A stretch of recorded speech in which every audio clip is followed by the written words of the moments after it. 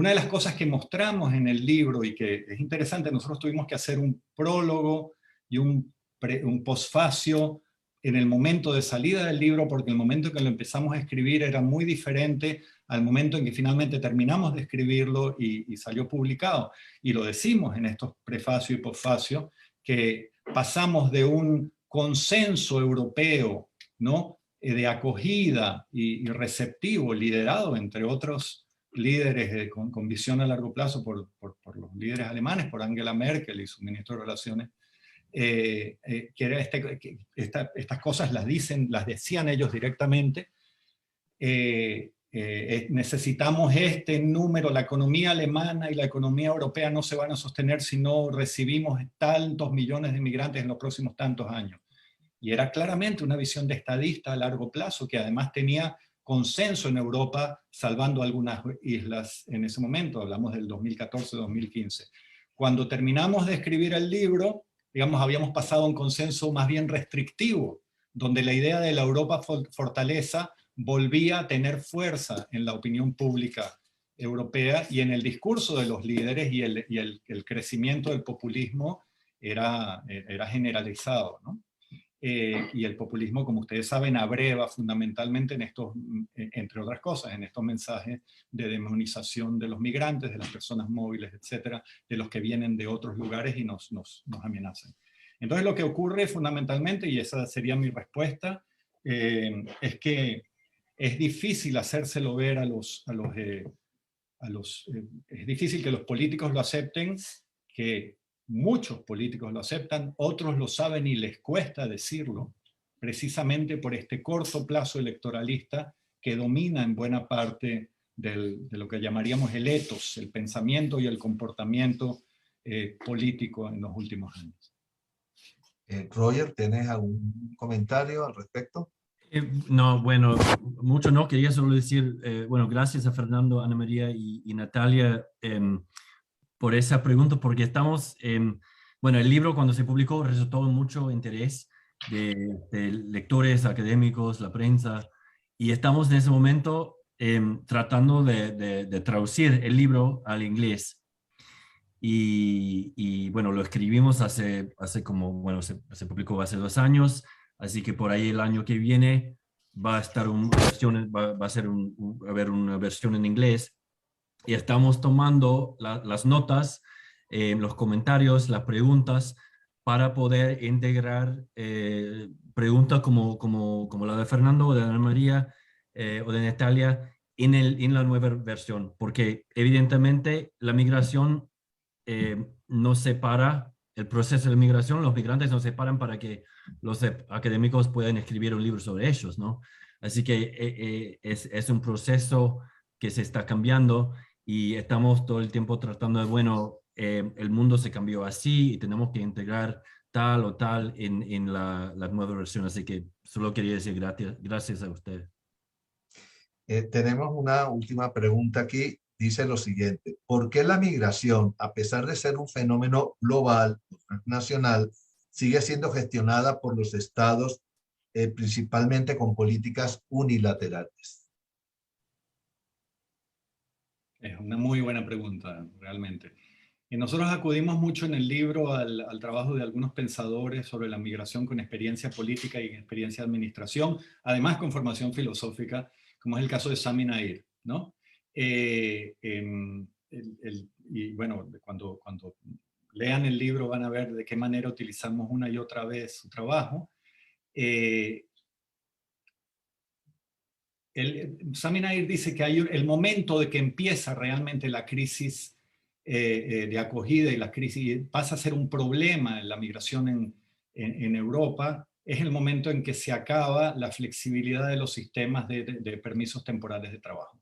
En un momento en que Europa todavía, estaba, como ha estado durante muchísimos años, durante muchas décadas, en necesidad de mano de obra, sobre todo estacional para momentos específicos, hubo un momento en que se acabaron esos programas de trabajadores invitados y a partir de ese momento no ocurrió que dejaron de venir los migrantes, ocurrió que dejaron de irse, ¿no? Entonces la posibilidad de circulación, que es lo que más le conviene a muchos de las personas móviles, de los trabajadores móviles, entre sus lugares de origen y los otros lugares donde van a trabajar durante periodos determinados, que efectivamente representa de una manera muy clara esta interpretación, aspecto de la teoría de push and pull, de atracción y empuje, ¿no? Que es los lugares que tienen gran producción pero ausencia de mano de obra, y los lugares que tienen exceso de mano de obra y no tantos espacios de producción o de trabajo, se atraen mutuamente, digamos, generan una dinámica entre los dos puntos. Obviamente es una explicación con mucho peso y con mucho valor explicativo, pero reduccionista si tratamos de entender la migración contemporánea y la movilidad contemporánea nada más desde ese punto de vista, pero opera permanentemente. El momento en que este tipo de comprensión global, mirando por fuera de las propias fronteras, este tipo de políticas que permitían que estos movimientos se dieran de una manera más fluida, fueron sustituidos por políticas restrictivas, está obviamente asociado a una cantidad de factores, de cambios en el sistema de producción global, en el sistema económico, a ajustes en el sistema global de producción. En fin, habría que entrar más dilatadamente en estos temas.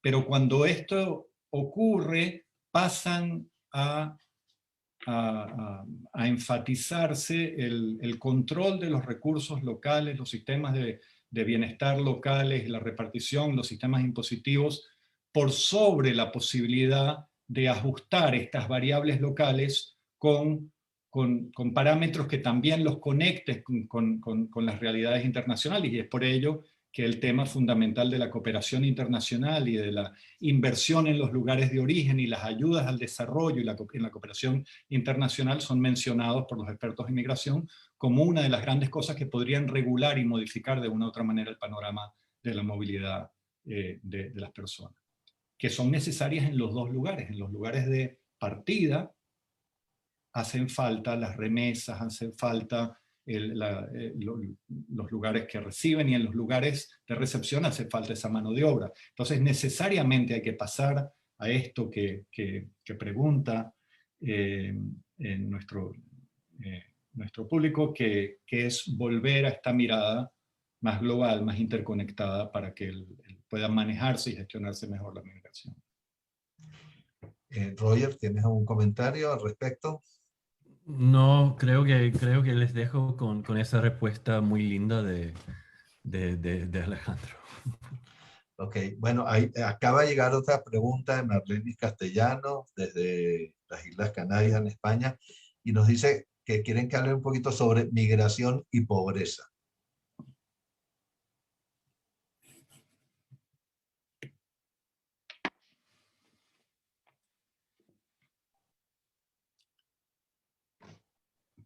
Aquí hay un tema clave que yo creo que cuando Marlene lo menciona, supongo que es uno de los temas que están sobre la mesa. Se ha dicho mucho, hay una filósofa, una académica española que ha acuñado el término, bueno, no sé si necesariamente ella lo acuñó, pero que lo ha popularizado en su libro, que es aporofobia, que dice que básicamente el temor a las migraciones, a los migrantes, es en realidad temor a los pobres, porque, como decimos en el libro,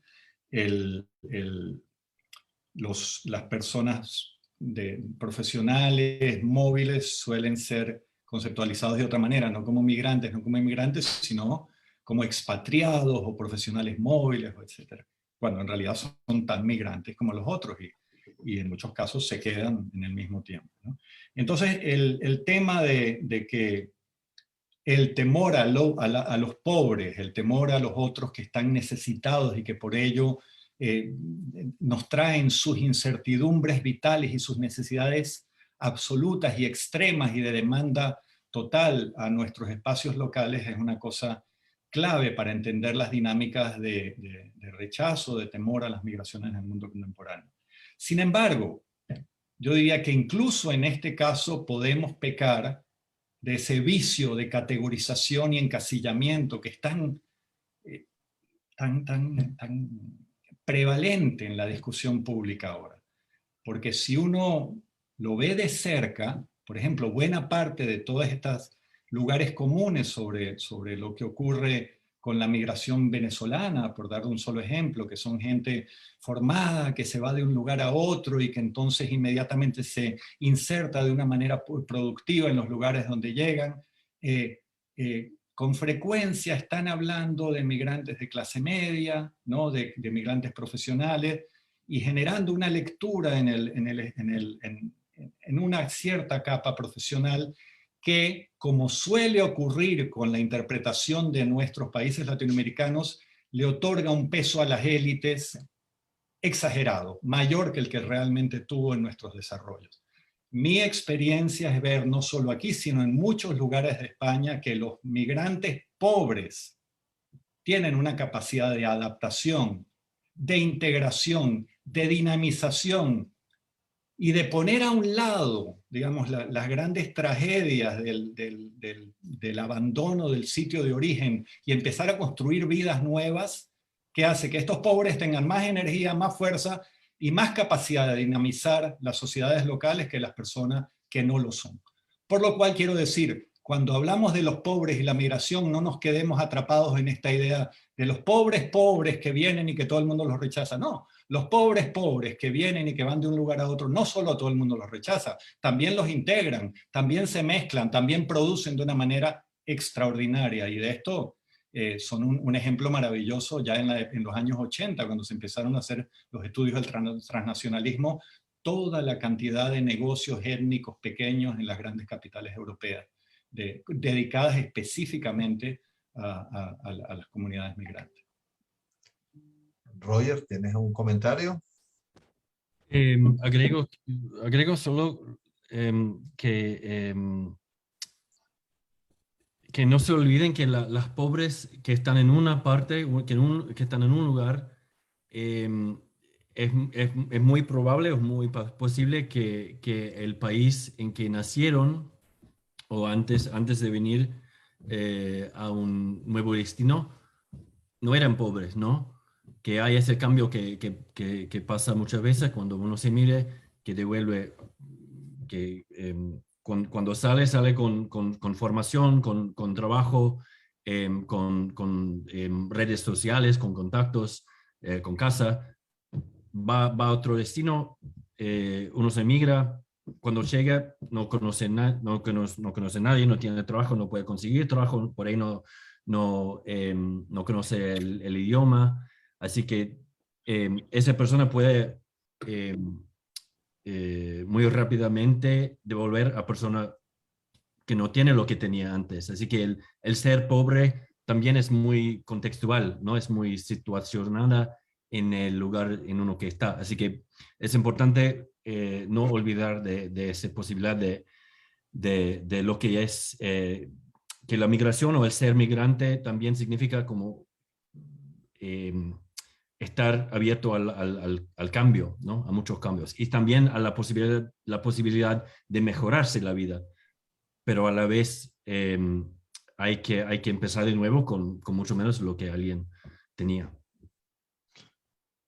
Bueno, hemos llegado ya al final de nuestro evento de hoy. Quiero agradecer, por supuesto, a los autores, a Roger Norum, a Alejandro Rey, por su activa participación en este evento. Por supuesto, quiero agradecerle también a Enrique Serrano por lo bien que llevó pues todo este evento en el día de hoy. Igualmente darle agradecimientos al Observatorio de Venezuela, de la Universidad del Rosario, a Ediciones ECARE, al portal El Venezolano de Colombia y a Babel Libros, que es la distribuidora del libro, y bueno, por supuesto los invito a adquirirlo en las principales librerías del país. Entonces, bueno, muchísimas gracias también a todos los asistentes a este evento, y bueno, pues esperamos seguir pues discutiendo estos temas que tienen que ver con la migración y que creo que nos alimentan a todos. Muchísimas gracias.